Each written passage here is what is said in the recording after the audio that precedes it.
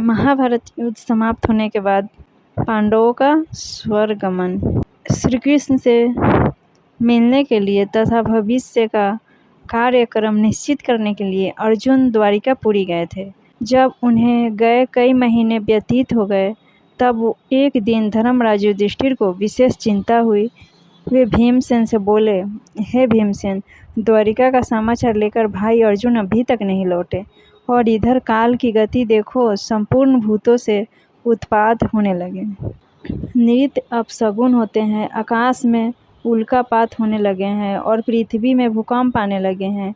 सूर्य का प्रकाश मध्यम सा हो गया है और चंद्रमा के इर्द गिर्द बारंबार मंडल बैठते हैं। आकाश के नक्षत्र एवं तारे परस्पर टकरा कर गिर रहे हैं। पृथ्वी पर बारंबार बिजली गिरती है। बड़े बड़े बवंडर उठकर अंधकार में भयंकर आंधी उत्पन्न करते हैं। सियाल सूर्योदय के सम्मुख मुंह करके चिल्ला रही है। कुत्ते बिलार बारंबार रो रहे हैं। गधे, उल्लू, कौवे और कबूतर रात को कठोर शब्द करते हैं। गौएं निरंतर आंसू बहाती है।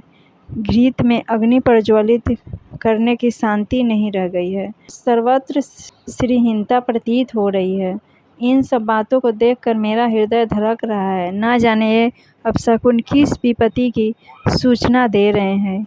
क्या भगवान श्री कृष्णचंद्र इस लोक को छोड़कर चले गए हैं या अन्य कोई दुखदायी घटना होने वाली है। उसी क्षण आतुर अवस्था में अर्जुन द्वारिका से वापस लौट आए। उनके नेत्रों से अश्रु बह रहे थे। शरीर कांतिहीन था और गर्दन झुकी हुई थी। वे आते ही धर्मराज युधिष्ठिर के चरणों में गिर पड़े। तब युधिष्ठिर ने घबरा कर पूछा, हे अर्जुन, द्वारिकापुरी में हमारे संबंधी और बंधु बांधव यादव लोग तो प्रसन्न हैं ना? हमारे नाना सूरसेन तथा छोटे मामा वासुदेव तो कुशल से हैं ना? हमारी मामी देवकी अपनी सातों बहनों तथा पुत्र पौत्रादि सहित प्रसन्न तो है ना? राजा उग्रसेन और उनके छोटे भाई देवक तो कुशल से हैं ना? प्रद्युम्न, अनिरुद्ध, सांबद, ऋषभ आदि तो प्रसन्न है ना? हमारे स्वामी भगवान श्री कृष्णचंद्र, उद्धव आदि अपने सेवकों सहित कुशल से तो है ना? वे अपनी सुधर्मा सभा में नृत्य आते हैं ना? सत्यभामा, रुक्मणी, जम्बावती आदि उनकी 16, 17, 108 पटरानियाँ तो नित्य ठन की सेवा में लीन रहती है ना? हे भाई अर्जुन, तुम्हारी कांति क्षीण क्यों हो रही है और तुम श्रीहीन क्यों हो रहे हो? धर्मराज युधिष्ठिर के प्रश्नों के बौछार से अर्जुन और भी व्याकुल एवं शोकाकुल हो गए। उनका रंग फीका पड़ गया। नेत्रों से अविरल अश्रुधारा बहने लगी। हिचकियाँ बंध गई। रुंधे कंठ से उन्होंने कहा, हे भ्राता, हमारे प्रियतम भगवान श्री कृष्णचंद्र ने हमें ठग लिया। वे हमें त्याग कर इस लोक से चले गए, जिनकी कृपा से मेरे परम पराक्रम के सामने देवता भी सिर नहीं उठाते थे। मेरे उस पर परम पराक्रम को भी वे अपने साथ ले गए। प्राणहीन मुर्दे जैसी गति हो गई मेरी। मैं द्वारिका से भगवान श्री कृष्णचंद्र की पत्नियों को हस्तिनापुर ला रहा था, किंतु मार्ग में थोड़े से भीलों ने मुझे एक निर्बल की भांति परास्त कर दिया। मैं उन अबलाओं की रक्षा नहीं कर सका। मेरी वे ही भुजाएं हैं, वही रथ है, वही घोड़े हैं, वही गांडीव धनुष है और वही बाण है, जिनसे मैंने बड़े बड़े महारथियों के सिर बात की बात में उड़ा दिए थे।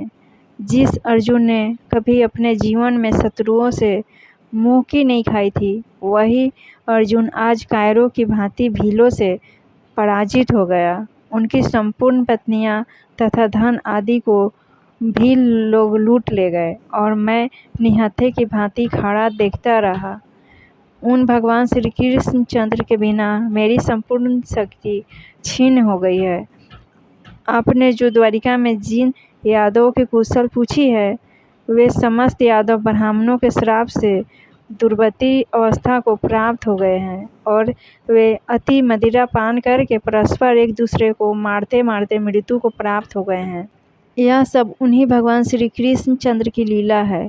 अर्जुन के मुख से भगवान श्री कृष्णचंद्र के स्वधाम गमन और संपूर्ण यदुवंशियों के नाश का समाचार सुनकर धर्मराज युधिष्ठिर ने तुरंत अपना कर्तव्य निश्चय कर लिया और अर्जुन से बोले, हे अर्जुन, भगवान श्री कृष्ण ने अपने इस लौकिक शरीर से इस पृथ्वी का भार उतार कर उसे इस प्रकार त्याग दिया जिस प्रकार कोई कांटे से कांटा निकालने के पश्चात उन कोनों को कांटा को त्याग देता है।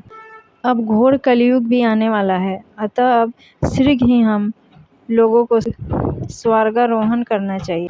जब माता कुंती ने भगवान श्री कृष्णचंद्र के स्वधाम गमन का समाचार सुना तो उन्होंने भगवान श्री कृष्णचंद्र में अपना ध्यान लगाकर शरीर त्याग दिया।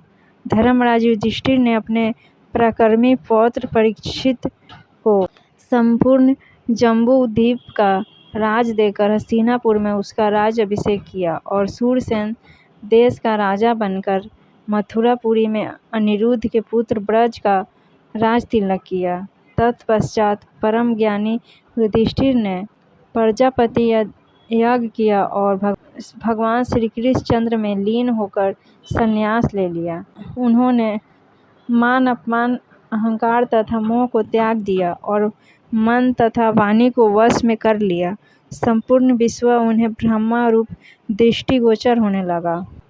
उन्होंने अपने केश खोल दिए, राजसी वस्त्राभूषण त्याग कर चीर वस्त्र धारण करके और अन्य जल का परित्याग करके मौन व्रत धारण कर लिया। इतना कहने के बाद बिना किसी की ओर दृष्टि किए घर से बाहर उत्तर दिशा की ओर चल दिए।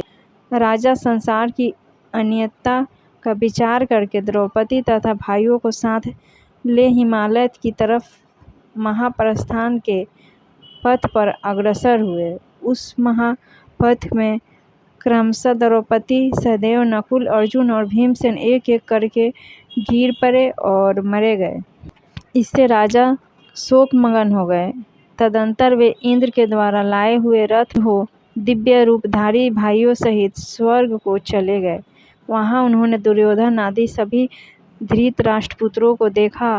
तदंतर उन पर कृपा करने के लिए अपने धाम से पधारे हुए भगवान वासुदेव का भी दर्शन किया। इससे उन्हें बड़ी प्रसन्नता हुई। यह मैंने तुम्हें महाभारत का प्रसंग सुनाया है।